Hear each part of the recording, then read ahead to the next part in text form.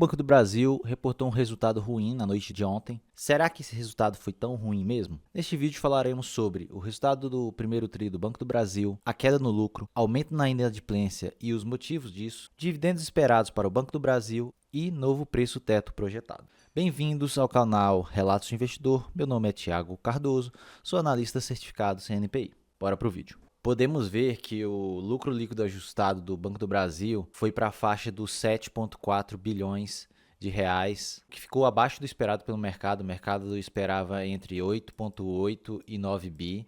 O guidance do banco foi até colocado em revisão e, de acordo com o CFO, eles estão esperando o fechamento desse segundo trimestre de 25 para dar um novo guidance ajustado com essa nova normativa que afetou bastante o resultado do banco nesse primeiro trimestre. Podemos ver que eles colocaram em revisão a margem financeira bruta, o custo de crédito e as receitas de prestação de serviço e despesas administrativas. Eles mantiveram a que o guidance já mostrava.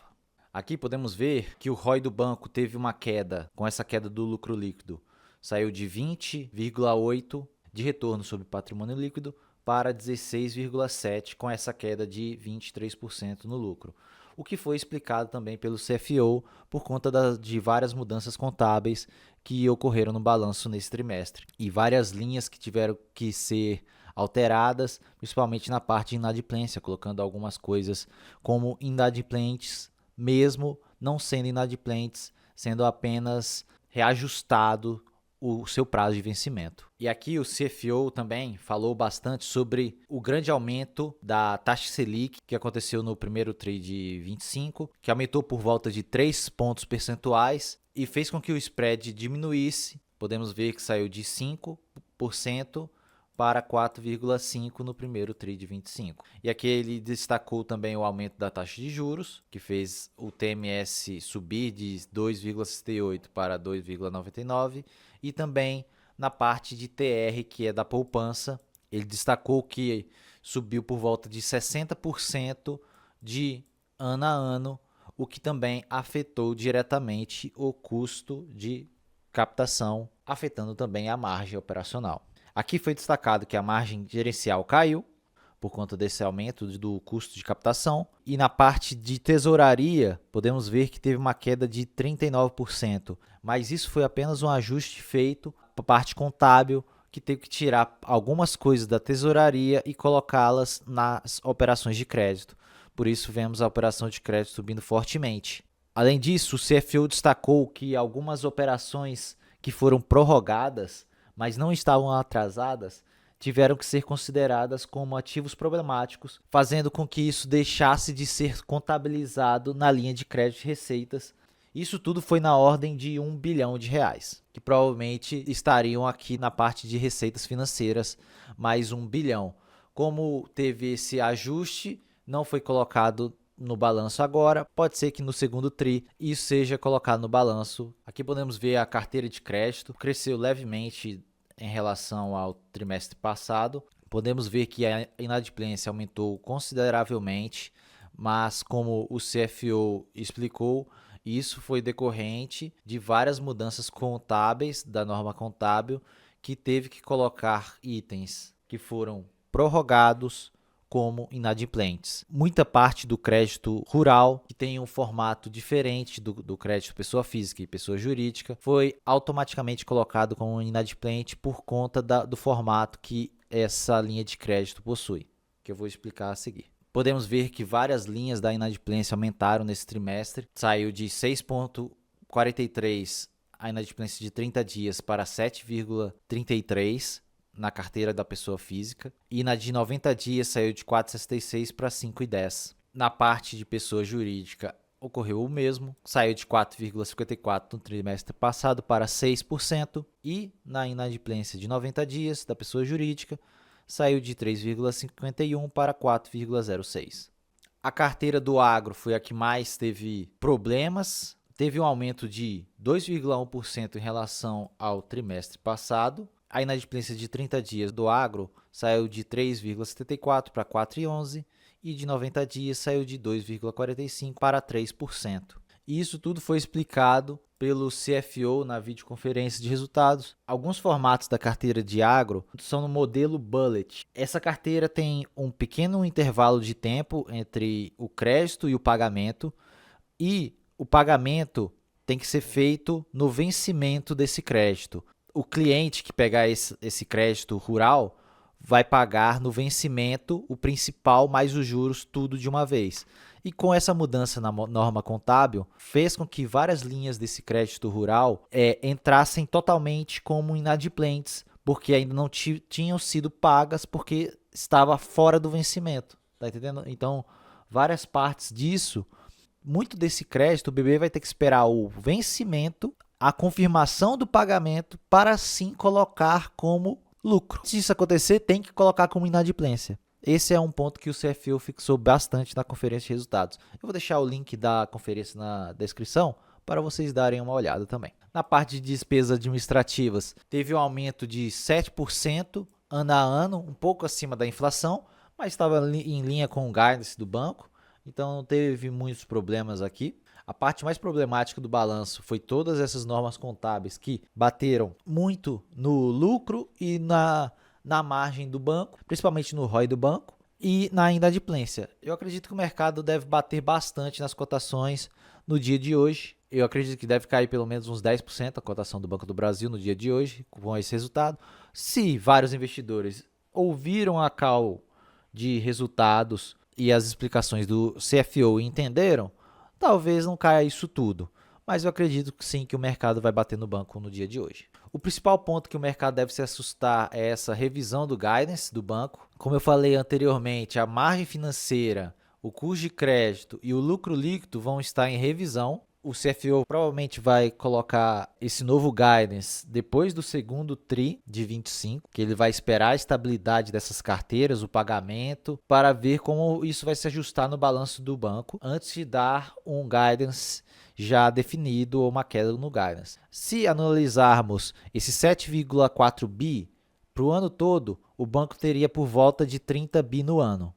Eu acredito que isso aqui é muito pouco, se levarmos em consideração que várias linhas desse balanço tiveram alterações contábeis por mudança de normativa, e não é algo recorrente. Então, acredito que o banco não vai entregar todo aquele resultado que muita gente esperava. Eu também esperava um resultado por volta de pelo menos 37 bi esse ano, mas se o banco entregar por volta de 33 a 35 bi no ano de 2025, seria um resultado bem razoável na minha visão. Minhas projeções para o Banco do Brasil foram revisadas um pouco abaixo com esse balanço. Obviamente, essa revisão só vai gerar um cenário de mais margem de segurança caso o banco volte a reportar resultados bem mais fortes do que esse. Eu acredito que isso é uma grande possibilidade, principalmente por conta desses pontos que eu destaquei, que várias linhas foram afetadas por conta de mudanças regulamentais. No preço atual, o Banco do Brasil, aos R$ 29,40 de ontem, ele tinha um dividend yield de 7,22. Ele estava com um dividend yield de 7,22 com esse balanço já, isso aqui é totalmente atualizado com o balanço, gerando um dividendo por ação de 2,12. Um PL projetado estava na faixa de 5,27 e o meu preço teto projetado estava em 28,29. Isso aqui no cenário mais pessimista, que é por volta de 32 bi para o ano de 25.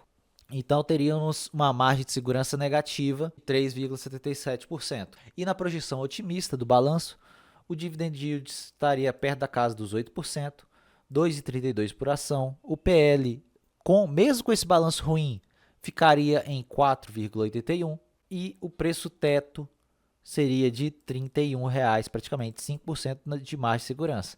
Eu acredito que o banco vai apanhar bastante nessa cotação. Com esse balanço, ele deve cair por volta de 10% no dia de hoje, talvez um pouco menos, por conta dessa conferência do CFO. Nesse cenário de queda forte das cotações, eu já deixei ele aqui se o mercado bater até os R$ 25 novamente. O dividend yield, então, estaria na casa de 8,5% no cenário bem pessimista, que esse cenário eu acho até difícil de acontecer, vamos ser sinceros. O PL projetado seria de 4,48% e a margem de segurança seria de 13,17% com o preço teto de R$ 28. O cenário otimista, que eu acredito que é o mais possível, contando que essas linhas todas vão se ajustar durante o ano. O dividend yield do banco seria de 2,32%, teríamos um dividendo de 9,28%, um PL de quase 4, que é bem baixo, e o preço teto projetado seria de R$ 31,00, com 23% de margem de segurança.